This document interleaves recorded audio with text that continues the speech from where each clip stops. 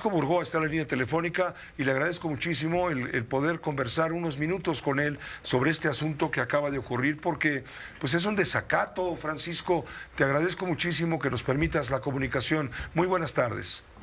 Mi querido Pepe, muy buenas tardes.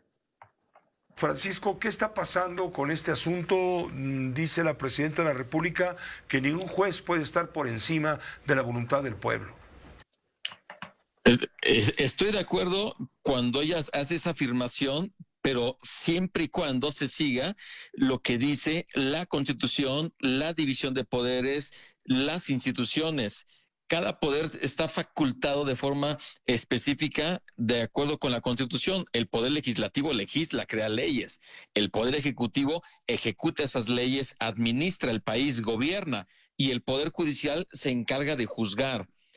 Y el Poder Judicial, cuando juzga, suele emitir distintas resoluciones que van en contra de la mayoría, que son esas facultades contramayoritarias que tiene el Poder Legislativo a través de sus jueces, magistrados y ministros. Cuando afirma la titular del Ejecutivo que no cuentan con facultades, eso es totalmente falso, porque sí tienen facultades los de amparo para dictar suspensiones que no sean del agrado de la titular del Poder Ejecutivo. Se vale y es normal que siempre en un litigio, en un asunto judicial, exista una parte que no esté de acuerdo con lo que haya dictado un juez de amparo. Eso es normal, pero para eso existen recursos, existen formas para impugnar, y eso es lo que no está haciendo la presidenta Sheinbaum, y eso sí me parece muy grave, que desde el Poder Ejecutivo simplemente no esté acatando con esas suspensiones, y particularmente con esta de la que ayer tenemos conocimiento, en donde se le pide a ella y al titular del Diario Oficial de la Federación que eliminen la publicación en este periódico gubernamental de esta reforma al Poder Judicial.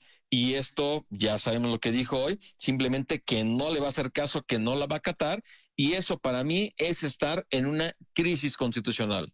Correcto, ese es el mensaje que tú estás leyendo, que se está enviando, ¿no? Porque la Constitución a la que la presidenta de la República se comprometió a defender y cumplir, pues no se está cumpliendo. Así es, Pepe, y eso es lo más grave para nuestro Estado constitucional, para nuestro Estado de Derecho, porque entonces, ¿cuál es el mensaje que está enviando hacia la ciudadanía? Que desde el Poder Ejecutivo se decide qué es correcto y qué no, qué se acata y qué no se acata. Y este también, pues es un mensaje para aquellos jueces, magistrados y ministros que quieren ser electos por el voto popular, porque al final, ¿qué es lo que va a ocurrir? Cuando desde el Poder Ejecutivo y también con comentarios que provienen de legisladores oficialistas, simplemente dicen, no vamos a acatar. ¿Pero por qué? Y esta es la parte que de verdad me parece muy delicada, que se está desfragmentando nuestro Estado de Derecho, y hacia dónde vamos a llegar cuando parece que no hay ninguna consideración de parte de la titular del Ejecutivo de acatar estas resoluciones que provienen de los jueces de amparo. Francisco Borgoa, además de esto, el grupo parlamentario de Movimiento Ciudadano en diputados obtuvo otra suspensión definitiva contra la reforma judicial en los amparos que presentaron, según dijo la coordinadora de la bancada de Movimiento Ciudadano, Laura Ballesteros. Explicó que esta suspensión otorgada por el Juzgado Quinto de Distrito en Querétaro ordena detener prácticamente toda la aplicación de la reforma al Poder Judicial. Y dice básicamente que no se podrá destituir a un solo juez o magistrado federal. Se detiene la destitución masiva de jueces para sustituirlos por candidatos de Morena. El Senado no podrá emitir la convocatoria para elegir a jueces y magistrados, y la Cámara de Diputados no podrá reducir el presupuesto del Poder Judicial ni eliminar los fondos que garantizan los derechos de los trabajadores. Es lo que dijo Laura Ballesteros. Y también el Instituto Electoral, el Instituto Nacional Electoral, el INE, no podrá seguir adelante con la elección extraordinaria de jueces y magistrados. Es otro golpe. Indudablemente, Pepe, lo que anuncia la diputada Ballesteros me parece importante, pero al final es otra suspensión más que se concede de las ya más de 70 que se han emitido, tanto provisionales como definitivas. Y en este caso, volvemos al mismo punto, ¿quién debe de cumplir con abstenerse de la implementación? El Poder Ejecutivo y el Poder Legislativo. ¿Van a acatar? Han dicho que no.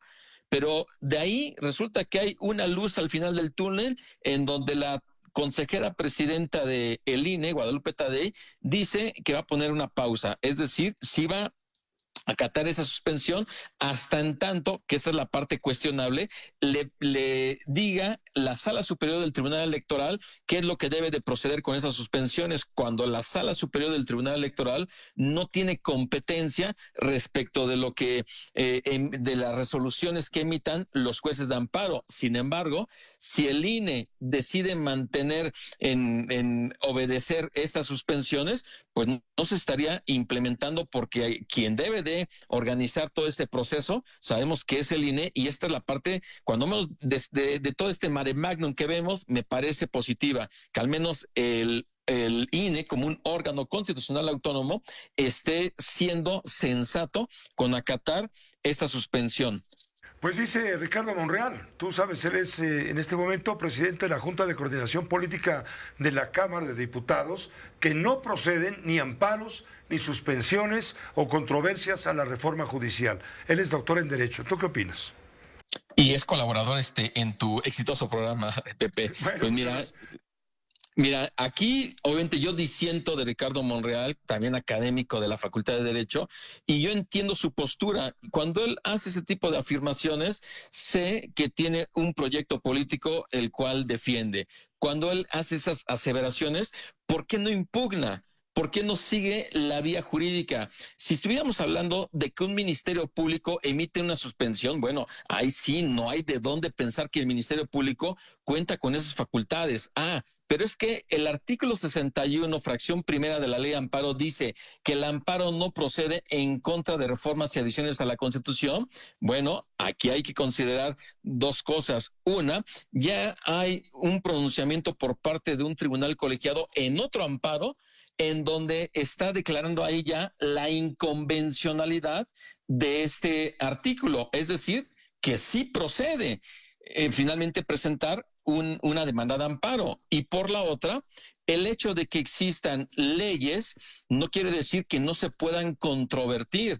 Y específicamente esta causal de improcedencia respecto de adiciones o reformas a la Constitución, claro que puede ser impugnada, porque precisamente eso implicaría que si no se impugna, se dejaría a la ciudadanía indefensa cuando existan violaciones a un proceso de reforma constitucional, o que del contenido de la reforma sea totalmente violatorio de derechos humanos. Porque ¿qué pasaría en el ejemplo exagerado que el día de mañana el órgano revisor de la Constitución, el Congreso, más los congresos locales, decidan incorporar la pena de muerte, decidan incorporar la esclavitud o alguna otra figura que sea que viole nuestros derechos humanos? ¿Qué quiere decir? Que no se podrá hacer nada.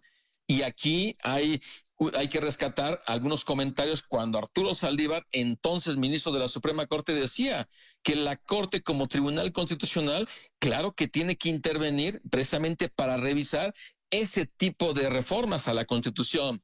De que estamos en una gran discusión jurídica, Pepe, eso indudablemente, y solamente hay que recordar que el derecho no son matemáticas en donde 1 más 1 es igual a 2. Aquí tenemos que hablar de interpretación, de argumentos, y todo tiene que ser en función de proteger derechos humanos y principios fundamentales que el poder constituyente originario estableció en la Constitución, y que el poder revisor o el órgano revisor, Congreso y congresos locales, simplemente no pueden ir más allá. Y la Corte, como tribunal constitucional, considero que sí tiene esa facultad para revisar este tipo de reformas como es esta al Poder Judicial. Entonces, en conclusión, estamos orillando la situación a una crisis constitucional. Yo considero que ya estamos en una crisis constitucional desde el momento en que no se están acatando esas suspensiones en materia de amparo. Correcto. Porque Otro punto más importante, Pepe, ¿qué pasaría si el día de mañana la Corte decide declarar la invalidez de esta reforma constitucional? ¿Le va a hacer caso a la presidenta Sheinbaum o los legisladores oficialistas? Yo creo que no. Y ahí se agravaría la crisis constitucional.